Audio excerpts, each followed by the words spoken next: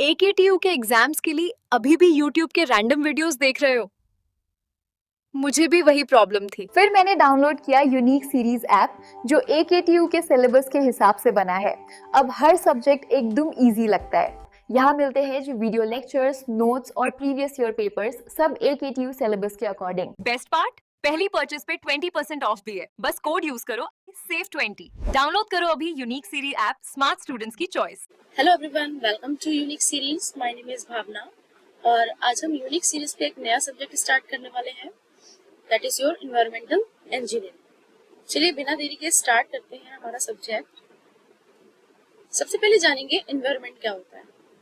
सो यहाँ पे देखिए लिखा है एनवायरमेंट। जो वर्ड है उसको हमने फ्रेंच वर्ड से डिराइव किया है। फ्रेंच वर्ड है हमारा एनवायरमेंट। एनवायरमेंट से बना है हमारा एनवायरमेंट, ठीक है, जिसका मतलब होता है surrounding, which means surrounding.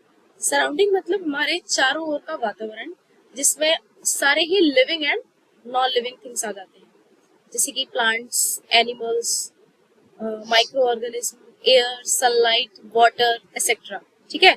Those exist in our atmosphere made our environment, ठीक है।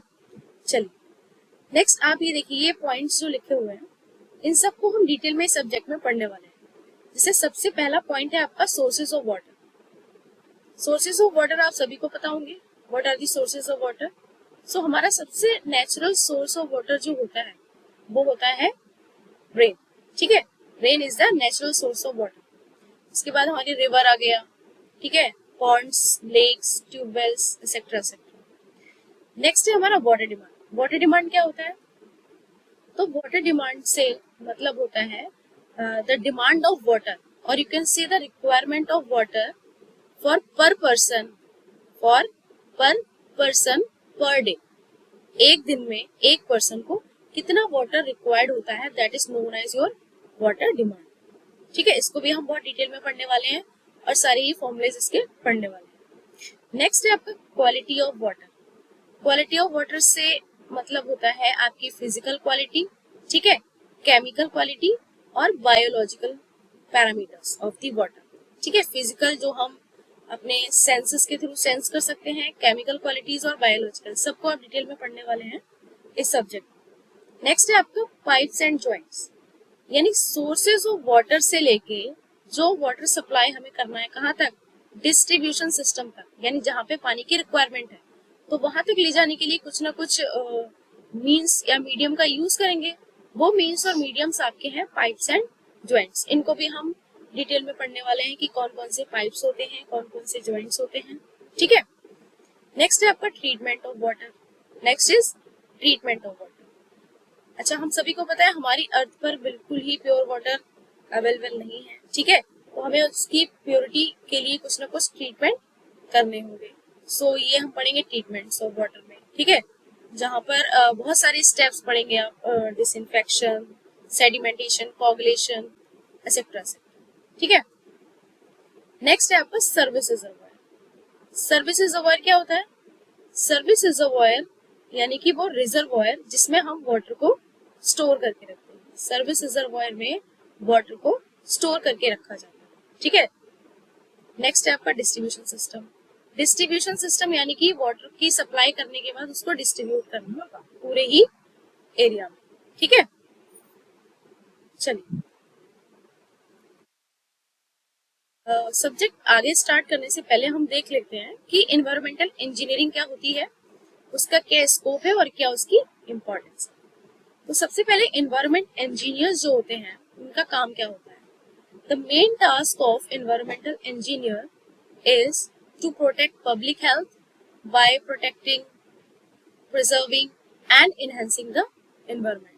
जो environmental engineers का मेन टास्क होता है वो है उनका पब्लिक हेल्थ को प्रोटेक्ट करना। क्या है? पब्लिक हेल्थ को प्रोटेक्ट करके रखना, ठीक है, प्रिजर्व करना बाय एनी मीन्स, ठीक है, और लास्ट में है आपका एनहेंसिंग द एनवायरमेंट, एनवायरमेंट को एनहेंस करना, ओके। नेक्स्ट है हमारा जो एनवायरमेंटल इंजीनियरिंग है उसको भी अलग अलग डिविजन्स में डिवाइड करके रखा है, अलग अलग फील्ड्स में, जैसे कि पहला आप देखिए, supply, water supply and treatment. Second is your waste water conveyance and treatment, जिसको हम वाटर पॉल्यूशन भी बोलते हैं, ठीक है। थर्ड है एयर क्वालिटी मैनेजमेंट, ये भी आपका इन्वायरमेंटल इंजीनियरिंग में ही आता है। और नेक्स्ट हमारा environmental impacts assessment and mitigation and so on, यानी और भी सारे फील्ड्स हैं। यहाँ पर हमने लिमिटेड ही फील्ड्स को पढ़ा, ठीक है। हालांकि ये आपके एग्जाम में नहीं आने वाला है, but as a civil engineer आपको पता होना चाहिए। चलिए आगे बात करते हैं, सब्जेक्ट स्टार्ट करते हैं। सबसे पहले देखिए होलसम वाटर क्या होता है। तो अगर मैं होलसम वाटर की डेफिनेशन दूं, तो wholesome water is the pure water और you can see the super clean water, ठीक है, जिसमें केमिकली प्योर तो हो, लेकिन उसके साथ साथ जो मिनरल्स जो हमारी बॉडी की ग्रोथ के लिए चाहिए होते हैं, लाइक कैल्शियम, मैग्नीशियम, आयरन, वो सभी प्रेजेंट हो, तो वो वाटर हमारे लिए कहलाता है होलसम वाटर, ठीक है। चलिए देख लेते हैं यहाँ पे क्या लिखा हुआ है। पहला पॉइंट देखिए, pure water which is just hydrogen and oxygen doesn't really exist in nature. As we all know, जो वाटर है वो, उसका फॉर्मूला क्या होता है? वाटर का फॉर्मूला होता है H2O, ठीक है, सबको पता है। 2 एटम हाइड्रोजन के और 1 एटम ऑक्सीजन। बट ऐसा पानी कहीं भी एग्जिस्ट नहीं करता है। क्यों नहीं करता है? जैसे कि हमने रेन वाटर को सबसे प्योर फॉर्म मानी है, वाटर की सबसे प्योरेस्ट फॉर्म हमने रेन वाटर मानी है, बट वो भी अर्थ तक पहुंचते पहुंचते बहुत सारी गैसेस को और इम्प्योरिटीज को क्या कर लेती है? एब्सॉर्ब कर लेती है एटमॉस्फेयर से, ठीक है, और वो भी इम्प्योर हो जाता है। और जैसे ही वो ग्राउंड पर आता है, वही पानी जब ग्राउंड पे आता है तो और सारी डर्ट को भी अपने साथ लेके फ्लो करता है, तो वो पानी और भी इम्प्योर हो जाता है। नेक्स्ट पॉइंट देखिए, water that looks clean and doesn't smell bad is called good water. वह पानी जो कि साफ है और उसमें किसी भी प्रकार की कोई भी स्मेल नहीं आ रही है, ठीक है, तो उस पानी को हम गुड वाटर की कैटेगरी में रख सकते हैं। नेक्स्ट है, नेक्स्ट लाइन देखिए, when all the dissolved substances are removed it's called chemically pure.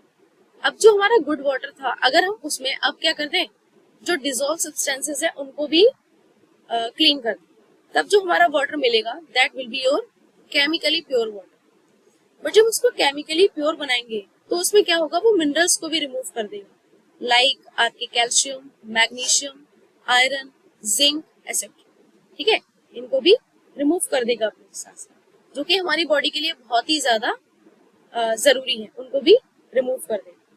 तो फिर वो वाटर हमारा जो है वो प्योर वाटर नहीं कहलाएगा। नेक्स्ट देखिए, so the best kind of water is called wholesome water. तो हमारे लिए बेस्ट वाटर कौन सा है? होलसम है। केमिकली प्योर और गुड वाटर हमारे लिए अच्छा पानी नहीं है। बेस्ट वाटर हमारे लिए है wholesome water. Why?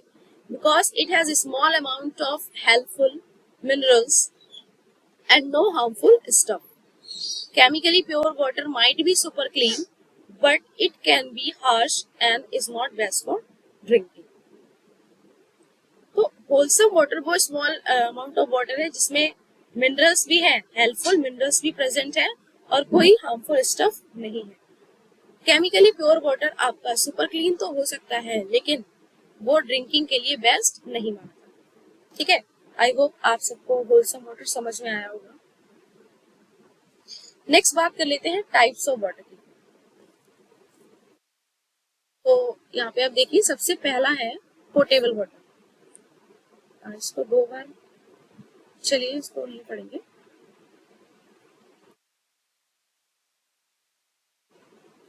Portable water क्या होता है? पोर्टेबल वाटर ही हमारा ड्रिंकिंग वाटर होता है, ठीक है, that is safe for people to use, और उसको प्रॉपरली ट्रीट किया जाता है, प्रॉपरली ट्रीट किया जाता है, और जो दिखने में भी एकदम क्लियर होता है, कोई भी स्मेल नहीं आ रही होती है, और टेस्ट भी उसका अच्छा होता है। That is your portable water. ठीक है, चलिए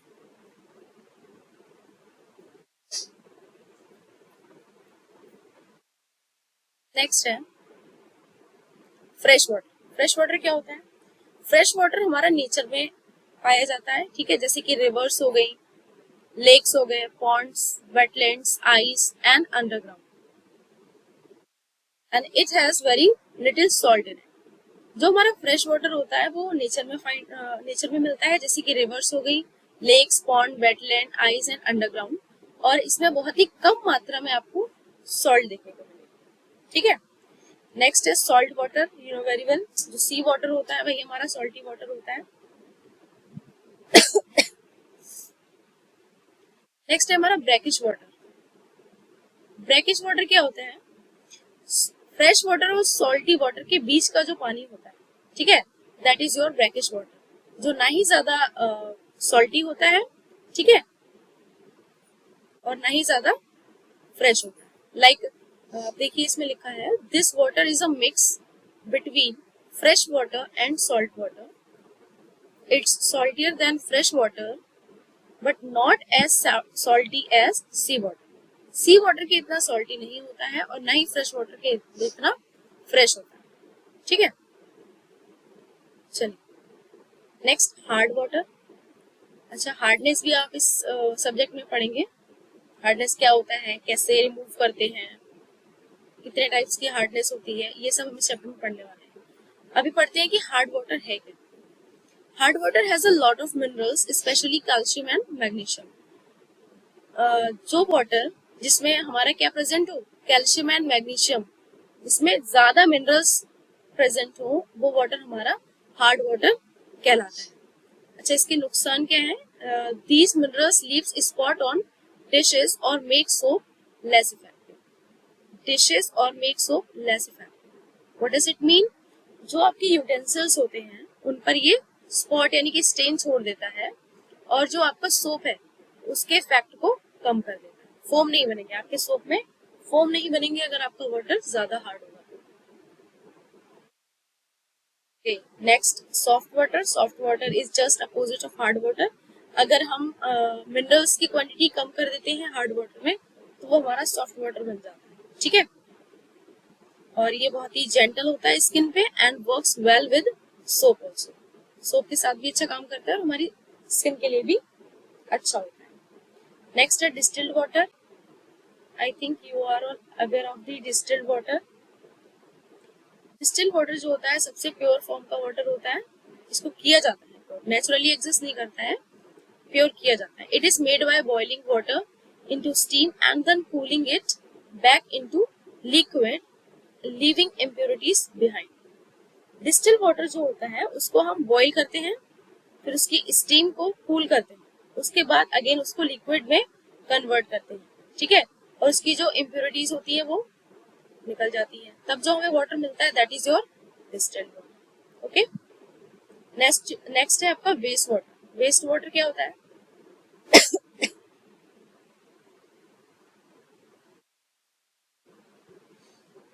This is a dirty water that has been used by people like water from toilets, sinks, factories और homes.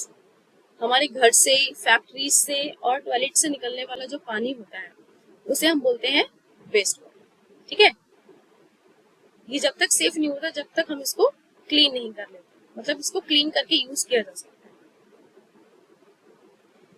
Okay, potable water we have just read. Next is your black water. So black water क्या होता है? It is very dirty water that contain human waste like from toilets. It needs special treatment before it can be reused. Black water, अभी हमने कौन सा water पढ़ा था इससे पहले? Waste water. वेस्ट वाटर आपका toilet, sink, factory, home, bathroom से सबसे निकलने वाला पानी है, और ये इतना इतना इम्प्योर नहीं होता है जितना कि आपका ब्लैक वाटर होता है, क्योंकि इसमें ह्यूमन वेस्ट पाया जाता है। इसमें ह्यूमन वेस्ट पाया जाता है जो कि टॉयलेट से निकलने वाला वेस्ट। ठीक है, और इसको स्पेशल ट्रीटमेंट देने की नीड होती है, इसको स्पेशल ट्रीटमेंट दिया जाता है। ठीक है, बिफोर रीयूज, यानी कि इसको दोबारा यूज करने से पहले स्पेशल ट्रीटमेंट जरूरी होता है। Next is your grey water. Grey water क्या होता है? Grey water comes from household use like showers, sink and laundries. It is not as dirty as black water but still needs cleaning before reuse. Grey water जो होता है वो हमारे shower sink का जो पानी होता है, ये जिसमें हम कपड़े धोते हैं, वो वाला जो पानी होता है that is your grey water. ठीक है, ये ब्लैक वाटर के जितना तो गंदा नहीं होता है, बट इसको हम रीयूज करने से पहले क्लीन करेंगे प्रॉपर्ली. ठीक है, डायरेक्टली यूज नहीं करेंगे. नेक्स्ट है हमारा raw water. What is raw water? Raw water जो होता है वो अनट्रीटेड वाटर होता है. कौन सा वाटर होता है? अनट्रीटेड होता है, जो कि डायरेक्टली हमें नेचर से मिलता है. कहाँ से मिलता है? नेचर से मिलता है. जैसे कि रिवर हो गई, लेक हो गया, अंडरग्राउंड वाटर हो गया. तो यहाँ से मिलने वाला जो पानी है उसको हम रॉ वाटर बोलेंगे. क्या बोलेंगे? Raw water. रॉ वाटर में डर्ट और जम्स ऑब्वियस सी बातें प्रेजेंट होते हैं, इसलिए ये सेफ नहीं होता है हमारे लिए पीने के लिए विदाउट ट्रीटमेंट. ठीक है, चलिए नेक्स्ट है आपका outline for water supply scheme. ये आप देखिए, ये वाटर सप्लाई स्कीम का डायग्राम है. सबसे पहले आप देखिए यहाँ पर सोर्सेज ऑफ वाटर. सबसे पहले क्या है? Sources of water. Sources of water just now I have told you कि river, lakes, well, dam, impounded reservoir etcetera etcetera, these all are your sources of water. ठीक है, सोर्स ऑफ वाटर से हम पानी को कहाँ ले जा रहे हैं? वाटर ट्रीटमेंट प्लांट में ले जा रहे हैं. कहाँ ले जा रहे हैं? वाटर ट्रीटमेंट प्लांट में ले जा रहे हैं. ठीक है, इसके थ्रू ले जा रहे हैं? मेन पाइप के थ्रू वाटर ट्रीटमेंट प्लांट्स में लेके जाएंगे पानी. उसके बाद यहाँ पे उसका ट्रीटमेंट होगा. उसके बाद सेकेंड पाइप से हम क्या करेंगे? सर्विस रिजर्वॉयर में इस पानी को स्टोर करके रखेंगे. सर्विस रिजर्वॉयर का काम क्या होता है? पानी को स्टोर करना. ठीक है, सर्विस रिजर्वॉयर से फिर हम पानी को कहाँ ले जाएंगे? डिस्ट्रीब्यूशन सिस्टम तक ले जाएंगे, यानी कि जहाँ पे हमें सप्लाई करना है वाटर, वहां तक ले जाएंगे. ठीक है, चलिए आई होप आपको ये वाटर सप्लाई स्कीम का डायग्राम समझ में आ गया होगा. और भी इसको डिटेल में आगे पढ़ने वाले हैं. ये जो मैंने अभी आपको समझाया बस वही है कि वाटर को सबसे पहले कलेक्ट करते हैं वेरियस सोर्सेज से. ठीक है, चाहे वो वाटर डिमांड के अकॉर्डिंग हो, precipitation and design of surface reservoir, या फिर ग्राउंड डेवलपमेंट. ठीक है, उसके बाद वाटर को ट्रांसपोर्ट किया था ट्रीटमेंट प्लांट में. ये देखिए अभी समझाया, ट्रीटमेंट प्लांट में क्या किया था? सप्लाई किया था वाटर. ठीक है, वाटर ट्रीटमेंट प्लांट में क्या काम होगा उसका? चेक करेंगे वाटर की क्वालिटी पैरामीटर्स. ठीक है, और फिर उसको कंट्रोल करेंगे. नेक्स्ट है water distribution through service reservoir, district water mains, branches and service pipes. Just now we have studied about this कि यहाँ पे डिस्ट्रीब्यूशन सिस्टम में हम पानी को सप्लाई कर देंगे सर्विस रिजर्वॉयर से. ठीक है, चलिए आगे बढ़ते हैं. ओके, नेक्स्ट इम्पॉर्टेंट टॉपिक है ये हमारा एकेटीयू एग्जाम के पॉइंट ऑफ व्यू से और आपका कॉम्पिटिटिव एग्जाम के पॉइंट ऑफ व्यू से भी इम्पोर्टेंट. ठीक है, चलिए वाटर डिमांड क्या होती है? वाटर डिमांड मैंने अभी आपको उससे पहले भी बताया था कि requirement of water by one person per day. ठीक है, पर डे, एक दिन में कितने लीटर पानी जरूरी होता है किसी एक पर्सन के लिए, वो वाटर डिमांड कहलाता है. ठीक है, अब वो चाहे आपका डोमेस्टिक यूज हो जाए, चाहे इरिगेशन हो जाए, ठीक है, पावर प्लांट में हो जाए, म्युनिसिपल सप्लाई, एनीथिंग, जहां पर भी वाटर की डिमांड है. ठीक है, पर डे के हिसाब से कितना वाटर रिक्वायर होता है, that is your water demand. चलिए पढ़ लेते हैं क्या लिखा है. Water demand is defined as the water requirement for a particular purpose as for irrigation, power, municipal supply, plant transpiration और स्टोरेज. अच्छा, प्लांट ट्रांसपिरेशन क्या होता है? प्लांट ट्रांसपिरेशन मतलब जो वाटर प्लांट्स को चाहिए होता है. ठीक है,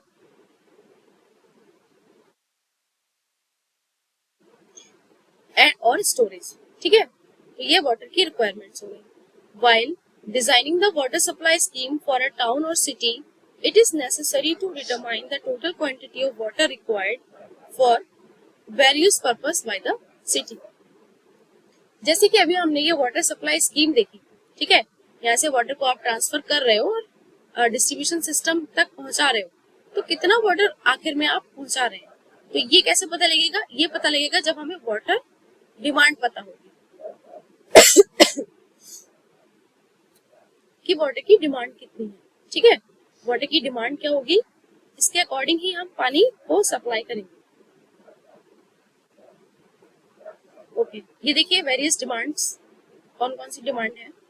पहली है डोमेस्टिक वाटर डिमांड, सेकेंड है आपका इंडस्ट्रियल वाटर डिमांड, थर्ड है institutional and commercial demand, fourth है आपका डिमांड फॉर पब्लिक यूज,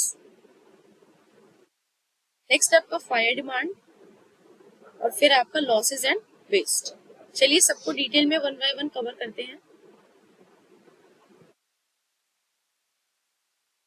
सबसे आती है डोमेस्टिक वाटर डिमांड, ठीक है।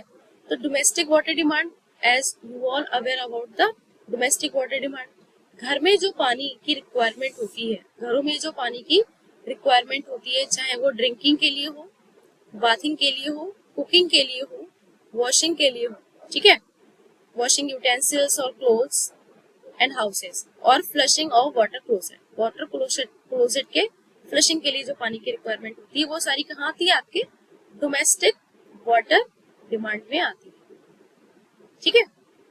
अच्छा, ये कितनी होती है, तो ये होती है 135 लीटर पर हेड पर डे। कितनी होती है, इट्स लीटर, ओके, ये लीटर लिखो।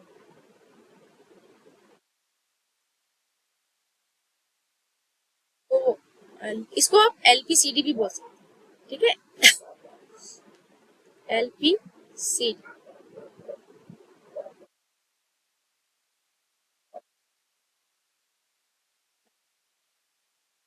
कितना होता है domestic water demand, it is 135 litre per capita per day. Okay, next point देखिए, प्रोविजन बनाया गया है एनिमल्स के लिए, कि एनिमल्स के लिए, डोमेस्टिक एनिमल्स जो होते हैं उनकी भी वाटर रिक्वायरमेंट्स होती है, ठीक है, उसका भी प्रोविजन बनाया गया है।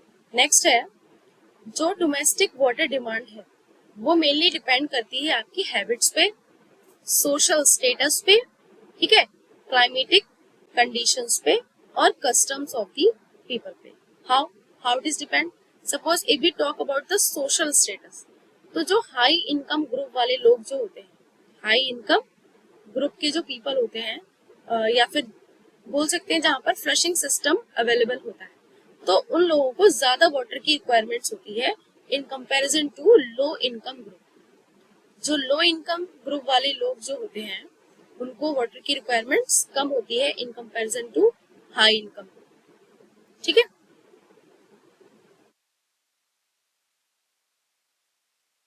चलिए, अच्छा यहाँ पे देखिए नोट्स में क्या लिखा है, नोट्स में लिखा है the total domestic water consumption usually amounts to 50 to 60% of the total water consumption.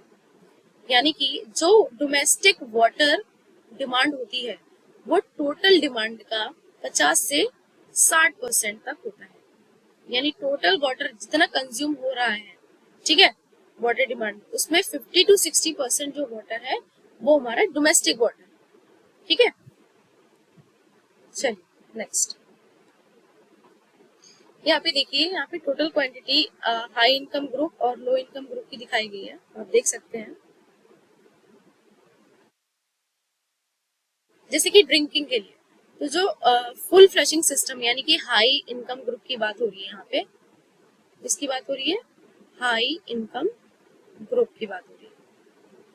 तो हाई इनकम ग्रुप के लिए 5 लीटर चाहिए होता है, same as for low income group, यानी स्मॉल इंडियन टाउन्स के लिए भी 5 एलपीसीडी ही वाटर रिक्वायर होता है। नेक्स्ट कुकिंग, कुकिंग के लिए एवरीडे 5 लीटर पर डे, ठीक है, और बाथिंग के लिए भी एवरीडे 5 लीटर, और यहाँ पे 55।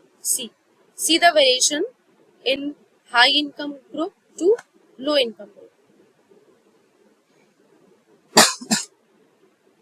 Okay,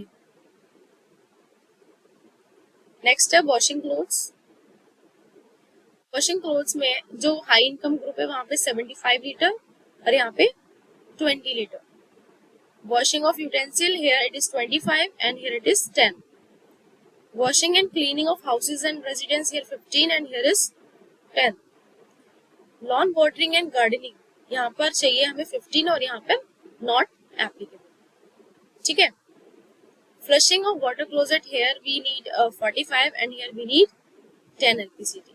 So total high income group की बात करें तो total water requirement हो जाती है 200 LPCD.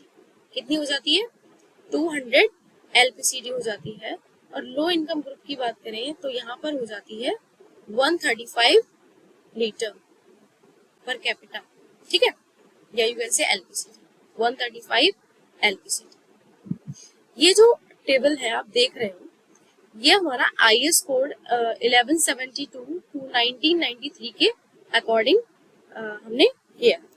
ठीक है, चलो अभी हमने देखा डोमेस्टिक वाटर डिमांड, जो कि टोटल डिमांड का कितना होती है 50 to 60% होती है और 135 से लेकर 200 LPCD तक जाती है. ठीक है, चलिए next topic, you can say next demand जो है हमारी वो है इंडस्ट्रियल वाटर डिमांड. कौन सी है? Industrial water demand. Industrial water demand आपकी 50 to 450 LPCD होती है. 50 to 450 LPCD. अच्छा, यहाँ पे इतना वेरिएशन क्यों देखने को मिल रहा है? यहाँ पे वेरिएशन इसलिए देखने को मिल रहा है क्योंकि इंडस्ट्री आपकी स्मॉल से लेके लार्ज स्केल तक होती है. स्मॉल से लेके लार्ज स्केल तक की इंडस्ट्री होती है. तो स्मॉल स्केल इंडस्ट्री होगी तो वहां पर कम वाटर की रिक्वायरमेंट होगी. ठीक है, और लार्ज स्केल की इंडस्ट्री होगी वहां पर ज्यादा वाटर की रिक्वायरमेंट्स हो जाती है. चलिए देखिए इसमें क्या लिखा है. The water required in the industries mainly depends on the type of industries which are existing in the city. ठीक है, तो जो वाटर की रिक्वायरमेंट है किसी भी इंडस्ट्री की वो डिपेंड करती है किस टाइप की इंडस्ट्री है और कहाँ पर वो एग्जिस्ट करती है सिटी. ठीक है, the water required by factories, paper mills, cloth mills, cotton mills, breweries, sugar refineries etcetera comes under industrial. तो ये अभी आपने जितनी भी फैक्ट्रीज के अभी मैंने नाम बताए, इन सभी को वाटर की रिक्वायरमेंट्स होती है और यही इंडस्ट्रियल यूज यानी जो वाटर है वो यूज करती है. The quantity of water demand for industrial purpose is around 20 to 25 of the total demand of the city. ठीक है, कितना होता है? 20 to 25%. अभी डोमेस्टिक वाटर डिमांड पड़ी थी वो कितना था? 50 to 60 था और ये कितना है? 20 to 25%. ठीक है, रिवाइज करते चलिए, आपको याद हो जाएंगी सारी वैल्यूज. चलिए नेक्स्ट बात करते हैं institutional and commercial. Institutional and commercial water demand. So institutional और कॉमर्शियल में आ जाते हैं हमारे सारे स्कूल्स आ जाते हैं. ये देखिए लिखा है यहाँ पर, the water requirements of universities,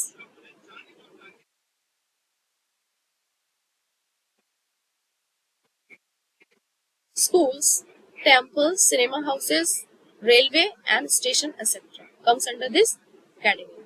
तो हमारे जो इंस्टीट्यूशनल और कॉमर्शियल वाटर डिमांड है उसमें ये सारे आ जाते हैं. स्कूल्स आ गए, टेम्पल्स आ गए, ठीक है, सिनेमा हाउसेस, रेलवेज, ये सब आ जाते हैं हमारे institutional and commercial water demand. और ये कितनी होती है? ये 20 से 50 LPCD होती है. कितनी होती है? 20 to 50 LPCD. ये L है एक्चुअली, इसको 20 to 50 LPCD. It's 20 to 50 LPCD.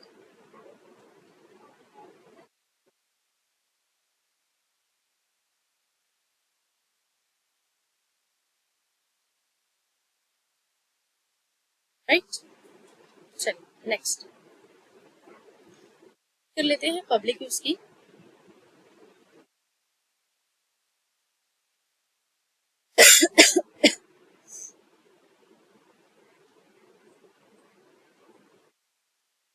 Demand for public use. So public use में हमारा जो वाटर है कितनी रिक्वायरमेंट्स होती है यहाँ पर होती है 10 to 20 LPCD. कितना? 10 से लेके 20 LPCD वाटर की रिक्वायरमेंट होती है पब्लिक यूज के लिए. और टोटल डिमांड की बात करें तो टोटल डिमांड का 5 से 6% होता है हमारा डिमांड फॉर पब्लिक रूल्स। ठीक है, अच्छा इसमें क्या क्या आ जाता है, देखिए यहाँ पर आ जाते हैं आपके रोड्स आ गए, ठीक है, रोड वॉशिंग आ गई, सैनिटेशन आ गया और पब्लिक पार्क्स आ गए। बहुत सारी चीजें भी हैं बट हम मेनली इनको याद रखें। ठीक है, रोड वॉशिंग, सैनिटेशन और पब्लिक पार्क्स। कितना चाहिए इनको, 10 to 20 और 5 to 6% of the total.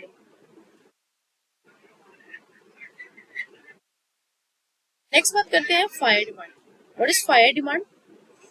Fire demand I think you know very well कि कहीं पर भी अगर फायर ब्रेकडाउन हो जाता है ठीक है, तो वहां पे हमें एम्पल अमाउंट ऑफ वाटर की रिक्वायरमेंट होती है। ठीक है, तो इसीलिए मोस्टली वैसे तो रिजर्वायर इसी बिहाफ पे बनाए जाते हैं कि अगर हमें इमरजेंसी में वाटर रिक्वायरमेंट होती है तो उसकी पूर्ति की जाए। ठीक है, उसकी रिक्वायरमेंट को पूरा किया जाए। चलिए यहाँ देख लेते हैं क्या लिखा है। During the fire breakdown, great quantity of water is required for throwing it over the fire extinguishers. Therefore, provision is made in the water work to supply sufficient quantity of water or kept as reserve in the water mains for this purpose. जैसे कि मैंने अभी आपको समझाया कि reservoir में water को पहले से रिजर्व करके रखा जाता है फायर डिमांड के लिए। ठीक है, चलिए अच्छा ये देखिए फायर डिमांड को निकालने के बहुत सारे फॉर्मूलेज हैं और ये आपके एग्जाम में भी पूछे जाते हैं। ठीक है, जैसे कि सबसे पहला फॉर्मूला है आपका कुचलिंग्स फॉर्मूला। कुचलिंग्स फॉर्मूला है Q equals to 3182 root P। यहाँ पर P क्या है, P आपकी है पॉपुलेशन इन 1000 और Q क्या है, quantity of water in litre per minute. ये बात ध्यान रखिएगा, लीटर पर मिनट में है, पर डे में नहीं है। ठीक है, पर मिनट में है। बच्चे क्वेश्चन करते टाइम गलतियां कर देते हैं, आप लोग ध्यान रखिएगा। दूसरी चीज ये भी ध्यान रखने वाली है कि पॉपुलेशन जो है वो किस में है, 1000 में है। What does it mean, suppose करो आपको दे रखी है पॉपुलेशन 50 लाख, कितनी दे रखी है, 50 लाख दे रखी है।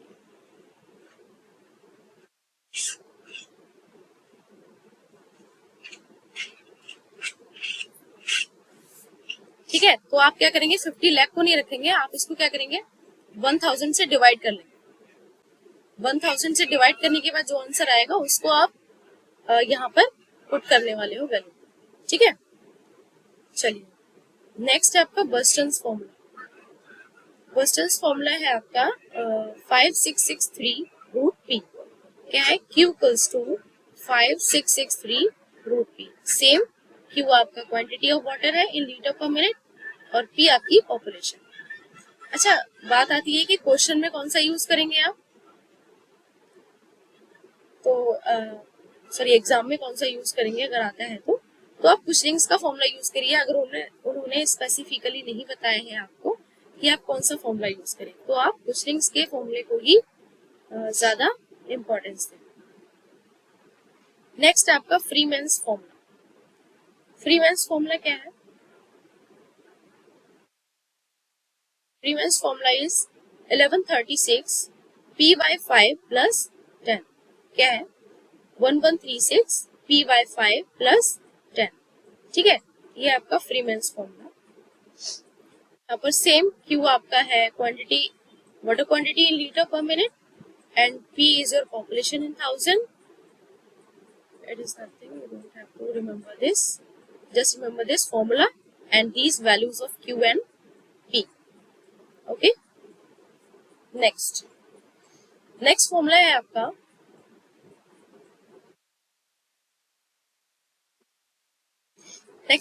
National board of fire underwriters. ठीक है, इसका क्या फॉर्मूला है, Q equals to 4637 root P into 1 minus 0.01 root P। ठीक है, ओके। अच्छा ये देखिए यहाँ पे भी इन्होंने लिख रखा है कि कुचलिंग्स के फॉर्मूले को ही आप क्या करेंगे, ज्यादा प्रायोरिटी देंगे और वो सेटिस्फैक्टरी रिजल्ट देता है इंडियन कंडीशन के अकॉर्डिंग। ठीक है, चलिए नेक्स्ट डिमांड आपकी रह गई, that is losses and thefts. Losses and theft से आप क्या समझते हैं,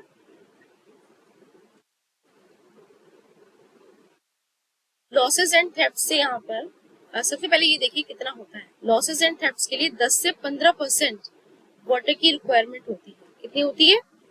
10 से 15%। किसका? टोटल डिमांड का। टोटल डिमांड का 10 से 15% जो होता है वो आपका लॉसेस और थेफ्ट्स में जाता है। लॉसेस एंड थेफ्ट्स की बात करें तो लॉसेस आपके कौन कौन से हो जाएंगे, जैसे कि कोई लीकेज हो रहा है, कोई ओवरफ्लो हो गया, ठीक है, सर्विस कनेक्शन लूज हो गए तो उसमें आपके लीकेज होंगे, या फिर पाइप जॉइंट्स आपके डिफेक्ट खराब हो गए, तो इन सभी में आपके लॉसेस हो जाएंगे। थेफ्ट्स की बात करें तो जहाँ पर वाटर मीटर लगा होता है, जहाँ पर पानी लोगों को मीटर के अकॉर्डिंग मिलता है, तो वो लोग वहाँ पे चोरी भी करते हैं पानी, ठीक है, तो वो आपके लॉसेस एंड थेफ्ट्स में आ जाता है और इसको 10 to 15% लिया जाता है टोटल डिमांड का, ठीक है। चलिए नेक्स्ट आपके factors affecting per capita demand. So कौन कौन से फैक्टर्स हैं जो पर कैपिटा डिमांड को अफेक्ट करते हैं? पर कैपिटा डिमांड का मतलब है कि पर पर्सन कोई डिमांड अगर वेरी कर रही है तो वो क्यों कर रही है, ठीक है, कौन कौन से फैक्टर्स। चलिए इसको हम नेक्स्ट क्लास में कंटिन्यू रखेंगे। आज के लिए हम इतना ही।